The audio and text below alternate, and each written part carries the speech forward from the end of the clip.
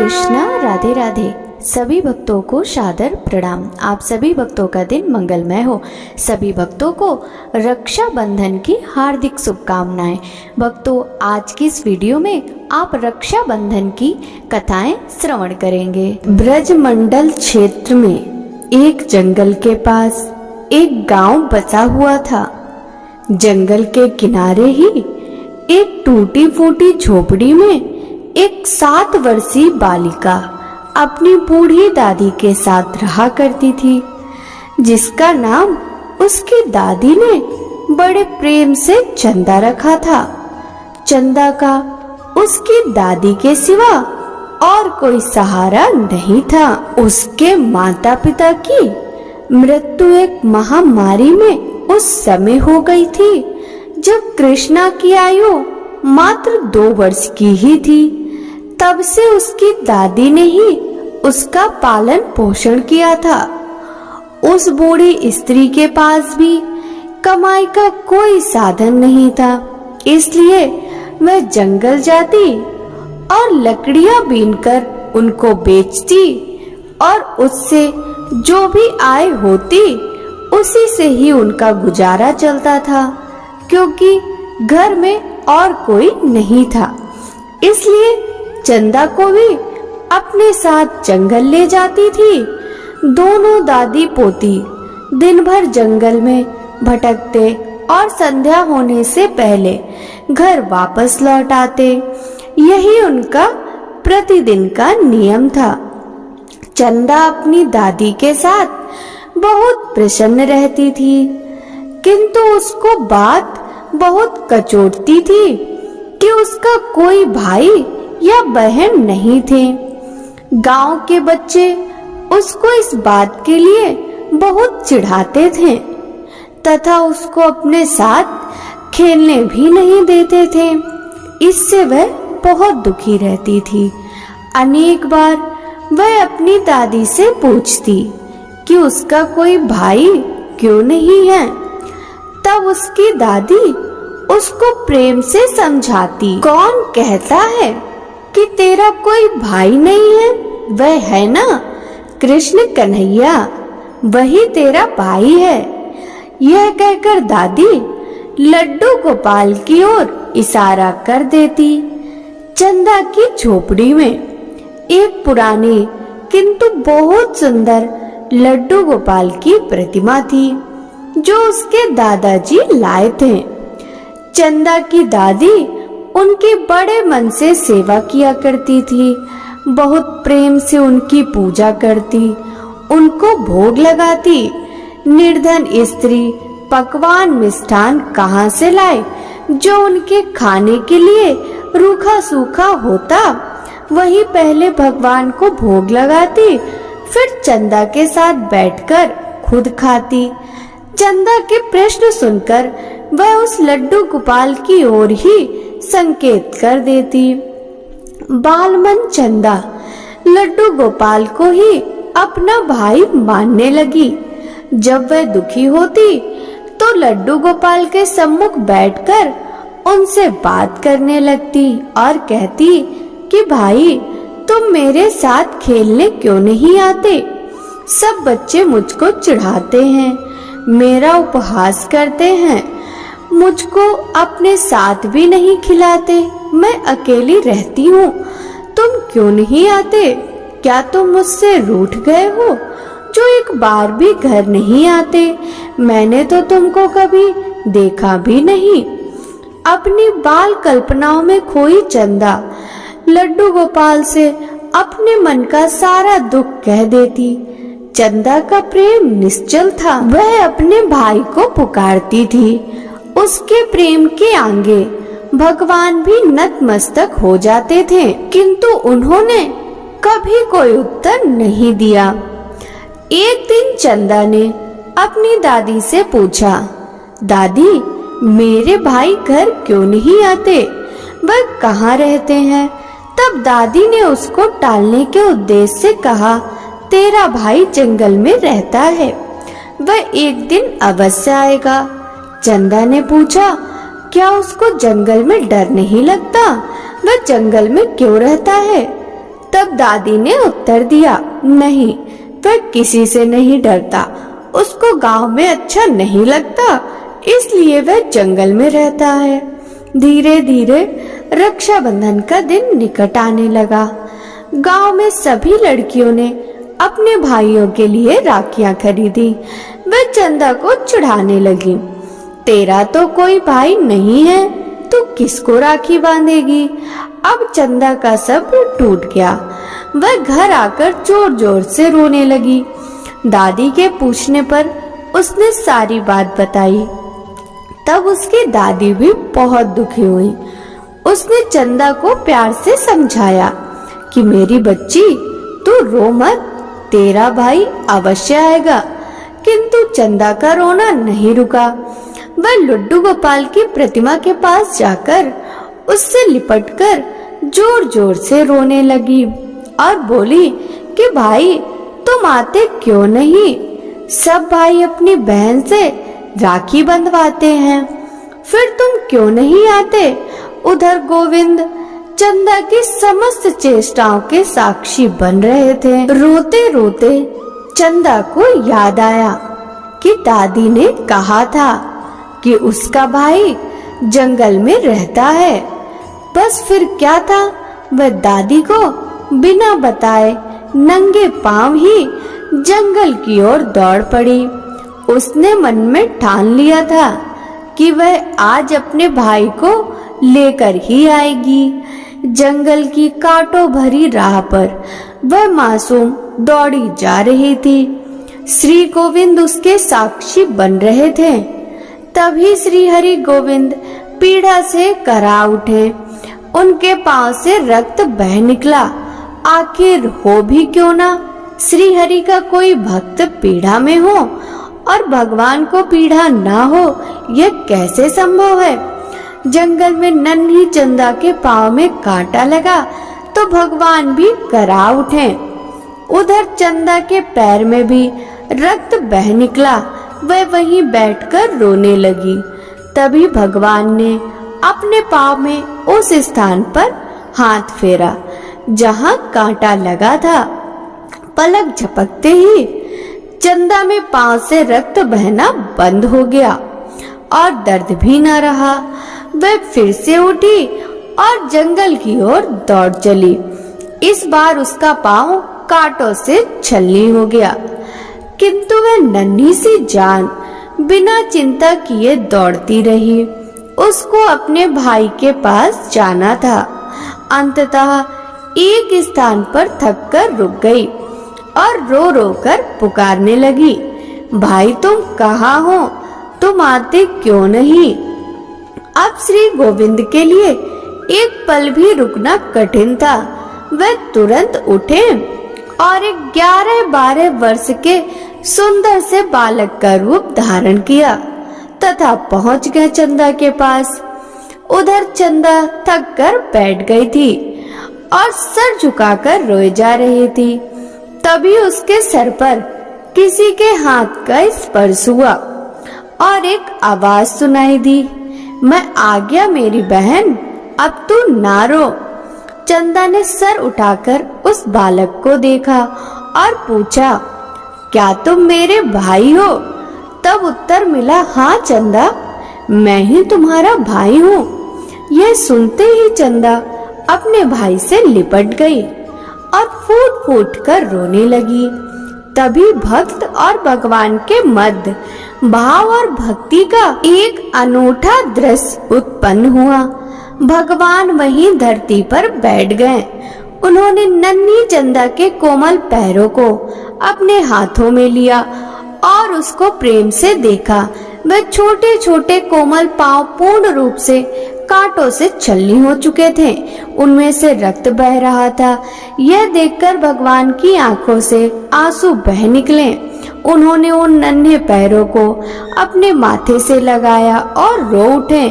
अद्भुत दृश्य। बहन भाई को पाने में सफल हुई। ऐसे हैं मेरे कन्हैया, अपने भक्तों के लिए उसकी भावना के अनुरूप अपना रूप धारण कर लेते हैं। श्री हरि ने अपने हाथों से चंदा के पैरों में चुभे एक एक कांटे को बड़े प्रेम से निकाला। फिर उसके पैरों पर अपने हाथ का स्पर्श किया। पल भर में सभी कष्ट दूर हो गया। चंदा अपने भाई का हाथ पकड़कर बोली, भाई तुम घर चलो, कल रक्षा बंधन है, मैं भी रक्षा बंधन करूंगी। भगवान बोले, अब तो घर जा, दादी प्रतीक्षा कर रही होगी, मैं कल प्रातः अवश्य घर आऊंगा। ऐसा कहकर उसको विश्वास दिलाया और जंगल के बाहर तक छोड़ने आए। अब चंदा बहुत प्रसन्न थी, उसकी सारी चिंता मिट गई थी। घर पहुंचते ही देखा कि दादी का रो रो कर बुरा हाल था। चंदा को देखते ही उसको छाती से लगा लिया। चंदा बहुत पुलकित थी, बोली, दादी अब तो रो मत, कल मेरा भाई आएगा, मैं भी रक्षा बंधन करूंगी। दादी ने अपने आंसू पोंछे। उसने सोचा कि जंगल में कोई बालक मिल गया होगा जिसको यह अपना भाई समझ रही है। चंदा ने दादी से जिद करी और एक सुंदर सी राखी अपने भाई के लिए खरीदी। अगले दिन प्रातः ही वह नहा धोकर अपने भाई की प्रतीक्षा में द्वार पर बैठ गई। उसको अधिक प्रतीक्षा नहीं करनी पड़ी।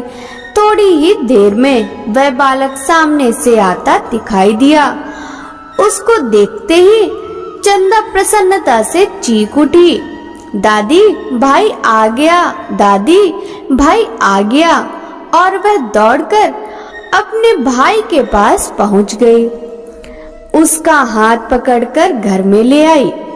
अपनी टूटी फूटी चारपाई पर बड़े प्रेम से बिठाया। बहुत प्रेम से भाई का तिलक किया, आरती उतारी और रक्षा बंधन किया। सुंदर राखी देखकर भाई बहुत प्रसन्न था। भाई के रूप में भगवान उसके प्रेम को देखकर विभोर हो उठे थे। अब बारी उनकी थी। भाई ने अपने साथ लाए झोले को खोला तो खुशियों का अंबार था। सुंदर कपड़े, मिठाई, खिलौने और भी बहुत कुछ। चंदा को मानो पंख लग गए थे। उसकी प्रसन्नता का ठिकाना नहीं था। कुछ समय साथ रहने के बाद वह बालक बोला, अब मुझको जंगल में वापस जाना है। चंदा उदास हो गई। तब वह बोला, तू उदास ना हो, आज से प्रतिदिन मैं तुमसे मिलने अवश्य आऊंगा। अब वह प्रसन्न थी। बालक जंगल लौट गया। उधर दादी असमंजस में थी। कौन है यह बालक? उसकी समझ में कुछ नहीं आ रहा था, किंतु हरि के मन की हरि ही जाने। भाई के जाने के बाद जब चंदा घर में वापस लौटी तो एकदम ठिठक गई।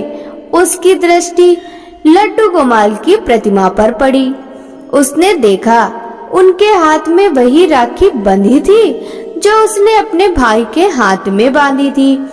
उसने दादी को तुरंत बुलाया। यह देखकर दादी भी अचंभित रह गईं, किंतु उसने बचपन से ही कृष्ण की भक्ति करी थी। वह तुरंत जान गई कि वह बालक और कोई नहीं, स्वयं श्री हरि कृष्ण ही थे। वह उनके चरणों में गिर पड़ी और बोली, हे छलिया, जीवन भर तो छला, जीवन का अंत आया तो अब भी छलकर चले गए। वह चंदा से बोली, अरे वह बालक और कोई नहीं, तेरा यही भाई था। यह सुनकर चंदा भगवान की प्रतिमा से लिपटकर रोने लगी। रो रो कर बोली, कहो ना भाई, क्या वह तुम ही थे? मैं जानती हूँ वह तुम ही थे, फिर सामने क्यों नहीं आते, छुपते क्यों हो? दादी पोती का निर्मल प्रेम ऐसा था कि भगवान भी विवश हो गए। लीलाधारी तुरंत ही विग्रह से प्रकट हो गए और बोले, हाँ चंदा, मैं ही तुम्हारा वह भाई हूँ। तुमने मुझको पुकारा तो मुझे आना पड़ा, और मैं कैसे नहीं आता। जो भी लोग ढोंग दिखावा पाखंड रचते हैं उनसे मैं बहुत दूर रहता हूँ। किंतु जब मेरा कोई सच्चा भक्त प्रेम भक्ति से मुझे पुकारता है तो मुझे आना ही पड़ता है। भक्त और भगवान की प्रेम में लीला चल रही थी और दादी वह तो भगवान में लीन हो चुकी थी। रह गई चंदा, तो उस दिन के बाद से गांव में उनको किसी ने नहीं देखा। कोई नहीं जान पाया कि आखिर दादी पोती कहाँ चले गए। प्रभु की लीला प्रभु ही जाने। बोले श्री कृष्णचंद्र भगवान की जय, बाके बिहारी लाल की जय। एक समय की बात है, किसी राज्य के एक नगर में एक साहूकार के 3 बेटे और 3 बहुएं रहते थे। साहूकार की सबसे छोटी बहू बहुत ही सुशील एवं संस्कारी थी। साथ ही वह भगवान श्री कृष्ण की अनन्य भक्त थी। खूब पूजा पाठ किया करती थी। सावन के महीने में साहूकार की दोनों बहुएं रक्षाबंधन के त्योहार पर अपने अपने मायके जाने की तैयारी करने लगी और रात में जल्दी सो गईं और सुबह जल्दी उठकर घर का सारा काम करने के बाद सबसे छोटी बहू ने पूछा, क्या बात है दीदी, आज इतनी जल्दी जल्दी काम क्यों कर रही हो? तो उसकी जेठानी बोली, कल रक्षाबंधन का त्योहार है। हम सभी को अपने अपने भाई को राखी बांधने अपने अपने मायके जाना है। तुम्हारा तो कोई भाई नहीं है, तुम क्या जानो रक्षाबंधन के त्योहार का महत्व, भाई बहन के रिश्ते का महत्व। छोटी बहू को यह बात बहुत बुरी लगी। वह भगवान श्री कृष्ण की मूर्ति के समक्ष खड़ी होकर खूब रोने लगी और बोली, यदि मेरा कोई भाई होता तो आज मैं भी अपने मायके जाती। और अगले दिन रक्षाबंधन का त्योहार था। सुबह सुबह उसके घर उसके दूर के रिश्ते का एक भाई आया और आकर साहूकार से कहने लगा, यह मेरी बहन है, मैं इसके दूर के रिश्ते का भाई हूँ और इसे रक्षाबंधन के त्योहार पर अपने साथ अपने घर ले जाने आया हूँ। तब साहूकार का बेटा बोला, लेकिन इसका तो कोई भाई नहीं है, तुम कौन हो? उसके समझाने पर साहूकार और उसका बेटा मान गए और छोटी बहू को उसके साथ भेजने को तैयार हो गए। परंतु छोटी बहू के पति के मन में कुछ शंका थी और तब वह बोला, इसे ले जाइए, परंतु इसे वापस लेने मैं खुद आऊंगा। ऐसा कहकर उन्होंने छोटी बहू को उस भाई के साथ भेज दिया।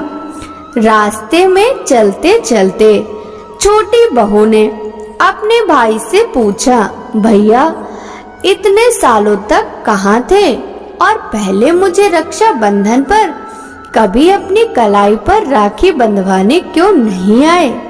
तब उसका भाई बोला, बहन मैं 7 समंदर पार परदेश में कमाने गया था। अब वह दोनों अपने घर पहुँचे तो घर में भाभी ने अपनी ननंद का बहुत ही प्यार से स्वागत किया, खूब आव भगत की। फिर उन्होंने रक्षाबंधन का त्योहार मनाया। इसी तरह हंसी खुशी समय बीत गया और एक दिन छोटी बहू का पति उसको लेने उसके घर आया। महल जैसा घर और शानो शौकत देखकर चकित रह गया। भैया और भाभी ने उसकी खूब आव भगत की। अगले दिन सुबह सुबह भैया और भाभी ने उसके घर के लिए विदा कर दिया और विदा करते समय उसको खूब सोना चांदी हीरे जवाहरात आदि उपहार दिए। और थोड़ी दूर जाने पर छोटी बहू का पति बोला, अरे मैं गलती से अपना कुर्ता वहीं भूल आया। तब वह बोली, कोई बात नहीं, आपका कुर्ता बहुत पुराना था, इतनी दूर वापस जाएंगे तो घर पहुंचते पहुंचते अंधेरा हो जाएगा। लेकिन उसका पति बोला, नहीं, मैं वापस जाकर अपना कुर्ता लेकर आता हूँ। ऐसा कहकर वे दोनों उसके भाई के घर वापस चल दिए। जैसे ही भाई के घर के पास पहुँचे तो वहाँ उन्होंने देखा भाई के महल के समान घर की जगह एक पीपल का बड़ा सा पेड़ है। उस पेड़ पर छोटी बहू के पति का कुर्ता टंगा हुआ है। यह देखकर वह बहुत नाराज हुआ और अपनी पत्नी से बोला, यह क्या काला जादू है? कौन था वह जो तेरा भाई बनकर तुझे यहाँ लेकर आया था? मुझे तो शुरू से ही शक था, इसलिए मैं तुझे लेने आया था। बता कौन था? वह ऐसा कहकर छोटी बहू को मारने लगा। इतने में तेज प्रकाश के साथ भगवान श्री कृष्ण स्वयं वहाँ प्रकट हुए और बोले, मत मारो इसे, यह मेरी बहन है। हर साल रक्षाबंधन के त्योहार पर यह मुझे राखी बांधती आई है और अब मैं इसके भाई होने का फर्ज निभा रहा हूँ। मैंने इसे अपनी बहन माना है। छोटी बहू और उसका पति हाथ जोड़कर श्री कृष्ण के चरणों में गिर गए। बोलिए श्री कृष्ण चंद्र भगवान की जय। कथा पसंद आई हो तो वीडियो को लाइक कीजिएगा। राधे राधे।